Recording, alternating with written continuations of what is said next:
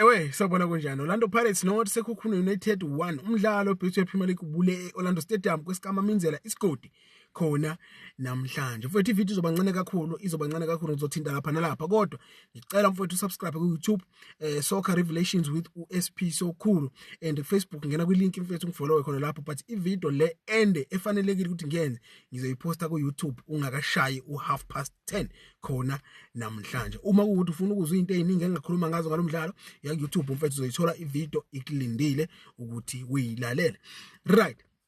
Asiqale mfethu ngalomdlalo singalithatha uhlangothi siqonde nje ngqo emhlolweni mabhakaniya ngenza kwethu ngathi ngizonishiya manje ngoba ngizoba very specific kuma facts engizobe ngiwastate ngalendlela ukuthi I'll never ever be biased again when it comes to making these kind of videos right. Ucoach uJose Rivero ngizoqala ngaye wabona isililo ubuhlungu obukhulu okwenzeka makuthiwa uyahamba emzansi noma uyashiya kuLorlando Pirates wabona noma angikwazi ukushiya abantu bekhala uthi ngibenzi bangizonde uthi ngibenzi bangabe besangithanda uthi ngibenze bakhohlwe ilowa glory days engabalethela wona kungani ngisho njalo na this is why fine fine uqala igame kamnandi tempo is very high team yakho iyenza kahle in speed going forward. What I loved the most was the fact that uMarco started with left back okuwukuthi uHoto was given permission to go forward more. Understand? He was playing as a wing, a left wing. Therefore uHoto mfethu was giving Orlando Pirates that extra man going forward because uyamazi uHoto mfethu ukuthi uyakwazi ukudefend, uyakwazi ukugijima, uyakwazi ukumaka, uyakwazi ukattacker and he can shoot. You understand? Therefore for me onakalela lo mdlalo bafana bakithi ningiphikise mangiqamba manga umdlalo wonakalela ngenza ukuthi kulama sub awu 3 after igoli lesikhukhuni team is doing well. It's just that they conceded a goal. The team is doing absolutely fine. Inkinga ukuthi they conceded a goal. That's it. You can't tell me ukuthi you are now planning for a game ye Kaizer Chiefs ngomgqibelo no man. You can't tell me that. Like you just can't tell me that. Uyadliwa la. Yabona? And ukrema kwakakhosha ukuthi umbatha njalo kumele amkhiphe ngabe umzuzu wo60 bani yabona abafuna bakithi kuzosilimaza umbatha head igame kanje after umbatha ephumile it was like angenanga muntu because isekhukhune created a lot of changes which they failed to convert. Let us be honest ngenza kwethu they failed to convert those changes emva ukuphuma kukambatha uNdlondlo came and did nothing. All he did was to lose amabhola, was to pass entandweni yakhe which was very bad for the game.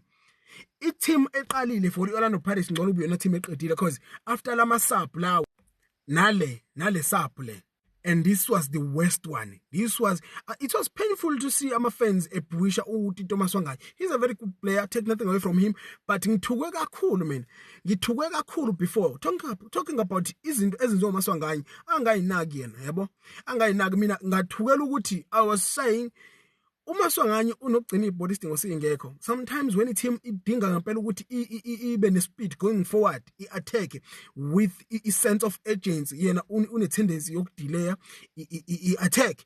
So ngathukela lokho ke but namhlanje sengibona abalandeli bebhuisha uMaswanganyi. It was better to talk ngezinto kanje la ku TikTok nani but mase sobhuisha abadlali e-stadium bafuna bakithi it's bad. We states nje izinto kanje sikhulumeni ngazo mhlawumbe kuyosiza kakhulu kunokuthi sigijime e-stadium sobanga umsindo ozolimaza abadlali ngendlela mhlambe negatively right.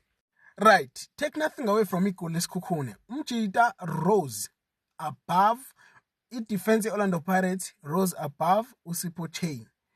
Lalela ngitshela ukuthi mina imapha ama aspects amele Orlando Pirates walungise going forward and le loser namhlanje they didn't deserve it. They played absolutely fine.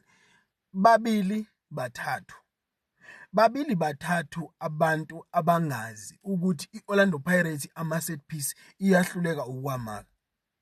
You understand? Babili bathathu abantu abangazi ukuthi ama set pieces iOrlando Pirates iyahluleka ukwamaka. Each and every game they play they are going to concede a goal. Yes, fine, we do agree they might concede but kuzoba i set piece. Why ke mfowethu ucoach engahlali nabafana phansi ebazame ubatshengisa indlela he's a coach. In fact, he's a very good coach. He's a top coach. Therefore, it's easy for me for him. It would be very easy for him to be able to coach abadlali Norman. This is what you need to do. Understand? Pirates nemali tholani i-set piece specialist izosebenza izama ukusiza abadlali because each and every ball eza e-18 eyikhona noma i-free kick ifike iwinwe i-opposition player. Yabona? Ifike iwinwe i-opposition player. I-Orlando Pirates mayingakwazi ukuvala emuva, ikwazi ukumaka ama-set plays, ikwazi ukuyipositiona according kuma-set plays, ingahamba a very very long way. Ingahamba a very very long way. Now, for i-Kaizer Chiefs to win this game yangomgqibelo, this is it. One positive thing nje yodwa, uSibisi got i-red card, uphumile akekho emdlalweni ngomgqibelo. Uyabona? uSibisi got i-red card akekho emdlalweni ngomgqibelo against i-Kaizer Chiefs, of which is one of our best players this season. uSibisi kwi-Betway Premier League, one of our best players kwi-Betway Premier League, if not the best player kwi-Betway Premier League.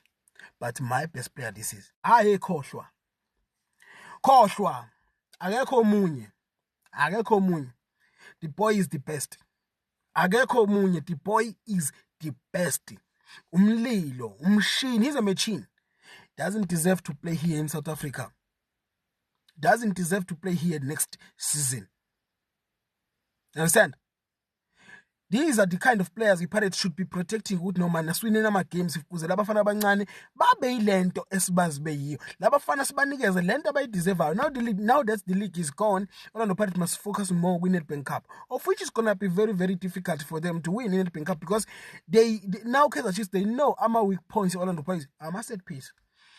And zelasho ukuthi uthola ama corner and izani ngeke balwini ibhola kwikhona lizowinwa yinina. Kukunini ukuthi nelikora noma neligeja yini. Hard luck mabhakabhaka, hard luck.